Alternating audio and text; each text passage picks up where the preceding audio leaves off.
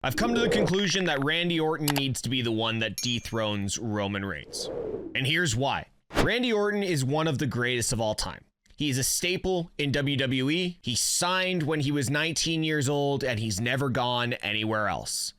His tutelage was under Ric Flair and Triple H and Dusty Rhodes, and he has learned from the greats. He's had some of the best feuds. He's been one of the best characters. He's come back. He looked better than ever, and he's ready to take his spot at the top of the mountain again. Randy's had some of the greatest feuds in his career. Triple H, Batista, John Cena, the list goes on and on. But the biggest thing is he's a 14-time WWE champion, tied with Triple H and 2 behind John Cena and the Nature Boy Ric Flair. Sooner or later, one day, somebody is going to beat the Nature Boy's record and John Cena's record, and I can't think of anyone else that is better to do that than Randy Orton. Now, with that being said, Roman Reigns and the Bloodline are the ones who took out Randy Orton, and Randy Orton has come back for blood. Randy Orton has solidified that he is going to be a SmackDown superstar. He has made his intentions known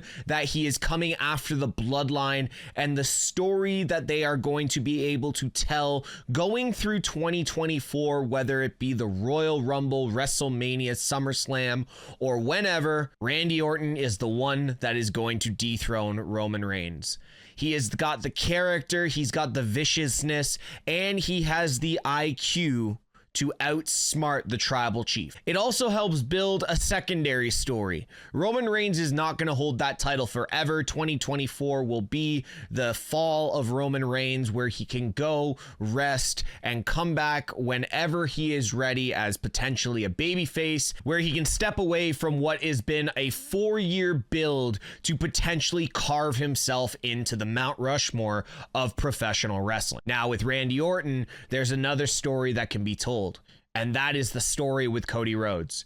Cody Rhodes and Randy Orton were in legacy, and Cody Rhodes gives all the credit to Randy Orton for where his career began, and that Cody actually has a career. The tutelage and the knowledge that Randy was able to provide to Cody Rhodes has been well documented, and Cody expresses a lot of gratitude. Now, here's the thing. If Cody's going to finish the story, why does it have to be against Roman Reigns? It doesn't make sense. Yes, Cody's original big feud was with Seth Rollins, and then he moved on to Roman Reigns and went to WrestleMania 39 and was that close to finishing the story, but the story had only been told for 3 weeks. You cannot win a world title, especially going up against someone at the level of Roman Reigns at the time, who is not going to drop a title after 3 years against somebody on a 3-week build. That's just not gonna happen. But if you look at the story between Cody and Randy,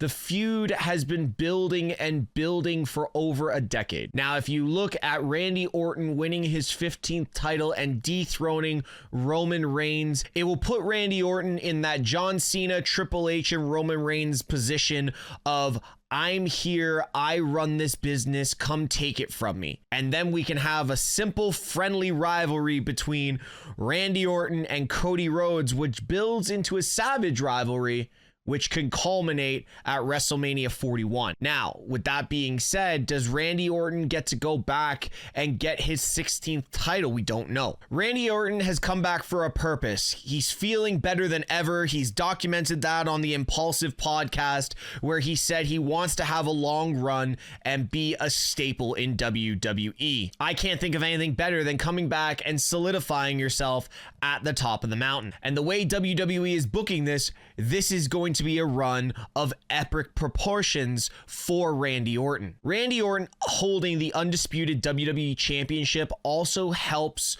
with more stories to be built, as everybody wants to go after the legend. With Roman Reigns holding the title, he's going against the guys that he came up with, and with Randy, he's going against the guys that came after him, the likes of LA Knight, Gunther, Seth, Cody, Jey Uso, Sami Zayn, Kevin Owens, Drew McIntyre. These guys are the ones that came after Randy Orton, wherever they came from, whether it be the independents, developmental, or what have you, Randy Orton can be that legend that is holding them all down. And we all know how vicious and vile Randy Orton can get when he is a champion. He'll do anything to continue to hold that title. Now, going back to dethroning Roman Reigns, somebody that dethrones Roman Reigns has to be someone on Roman's level. The Drew McIntyres of the world, the Jey Usos, the Sammys, the KOs, and even the LA Knights, as much as it would be a fantastic story to book them into that upper echelon, it would feel great for the moment that yes, this person is the champion, but the way they have built the undisputed WWE championship, you need to be something incredibly special to hold it. If the likes of Kevin Owens was the one to dethrone Roman Reigns, I would be super happy about it, but it's almost like the original pop, and then it's like, okay, now you have to build yourself to the level of Roman Reigns. Randy Orton without a title is on the level of Roman Reigns. He's already solidified himself over the past 2 decades that he is a true legend. He's done it all, he's been everywhere, and he's been in almost every feud. So for the likes of Kevin Owens, LA Knight, or Sami Zayn, even Jey Uso to dethrone Roman, they haven't been able to solidify themselves to a point where they are on the same level as how Roman's been booked. I am not saying that they are not good talent, but what I am saying is WWE has booked Roman into another level that somebody that does dethrone him can't be below. Hate to say it, but there's Roman and then there's everyone else at this moment. CM Punk doesn't need it. We've seen the feud with Brock Lesnar over the past 4 years. Randy Orton is the man to dethrone Roman Reigns. He has the credentials, he has the resume, and he has the backing from WWE Creative that they will let him do whatever, whenever, however he wants, with a title or without.